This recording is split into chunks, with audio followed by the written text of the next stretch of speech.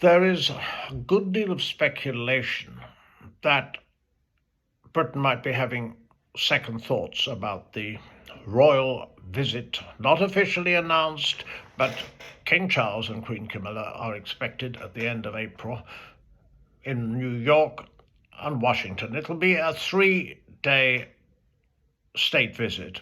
It's been, well, the length has been reduced because of the King's health, but this is still in the planning stages, albeit the final planning stages. Now, with the, putting it mildly, freeze in relations between Britain and the United States, the special relationship has not been working well recently. America requested permission from Britain to use an RAF base in the United Kingdom and also the joint British-American base on Diego Garcia to attack Iran. Permission was initially denied and then subsequently defensive flights permitted by British Prime Minister Keir Starmer. But the result of this, with Donald Trump issuing tweets and comments saying Starmer was a loser, Winston Churchill he ain't, and so forth, that he was disappointed in Britain's response, a lot of this now coming on the back of recent months where America was talking about annexing Greenland. Prior to that, even annexing Canada. Important to remember that King Charles opened the Canadian Parliament as King of Canada last year. But all of this has been unnerving in NATO. It's perfectly true that America has paid the lion's share, some 2/3 of expenditure in the alliance, and it's also only right that members of the alliance should pay more, something Trump's been insisting on, and on that one couldn't argue. But the relationship between Britain and the United States, especially with Trump being so completely unpredictable, and having begun a war where the aims, putting it mildly, are or appear unclear, at least unless he could declare victory and stop it, or has it gone too far? I mean, the initial success in killing the Iranian leader and various other significant figures in the administration. Now we face problems with the Straits of Hormuz and so forth. It's so unstable.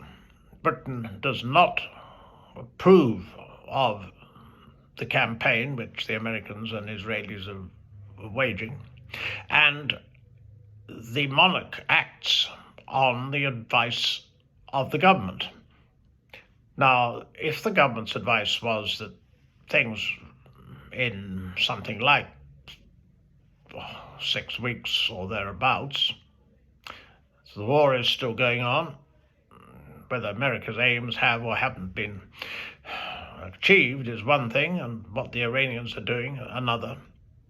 Would it be an appropriate gesture for the state visit to go ahead? After all, Donald Trump had a second state visit last year, unique for an American president. Much enjoyed it, particularly values his links with the royal family. There's no doubt at all that with his mother a keen monarchist, he has always supported the royal family, and this is one thing in which he's been completely consistent. And it's an interesting fact that after he lost the election after his first term, that King Charles kept in touch with handwritten letters, which we know he uses to communicate, the so-called black spider memos, you could say. But it's a serious problem, because if the British government were to feel relations had got so bad that they would advise the king against going to the state on the state visit. It hasn't been officially announced, but it would it's known. Trump would be enraged. There are problems as it is with the so-called trade deal that was part and parcel of the state visit last year worth over 30 billion. There have been problems in putting it into operation, apparently, and it seems pretty stagnant. Then there's the issue of the tariffs. It's very, very difficult. And the intention, as far as the British are concerned, is to get kudos from Trump in not only sending King Charles and Queen Camilla on a brief state visit, but also the World Cup is in the United States and a couple of other countries. William is expected to attend the game on the 27th of June, England versus Panama. Well, of course, on the 4th of July, America celebrates 250 years of independence from Britain. Now, what could be more perfect than the Prince and Princess of Wales attending? America would quite literally have, well, two royal visits, and that should please the eccentric, erratic, one could think of a large number of terms to describe him, and we don't know what he's going to do next, Donald Trump. He does value the royal family. Equally, that wouldn't necessarily mean Britain got a better trade deal or relations necessarily improved. Relations are not good. And there were problems with NATO, Greenland, of course, being part of Denmark, and certainly having no wish to be some form of extension of America. During the Cold War, America had 20 bases there. Now it's only got one. And the excuse given for this was the Russian so-called Arctic threat. But on the other hand, it has to be mentioned that Britain's defences, insofar as they contribute to the current war after drone attacks on Cyprus and Bahrain, where Britain has a base, they've been quite honestly pretty pitiful.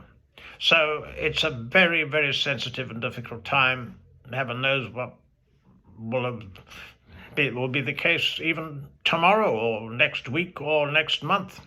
But for the time being, my bet is that this state visit will go ahead.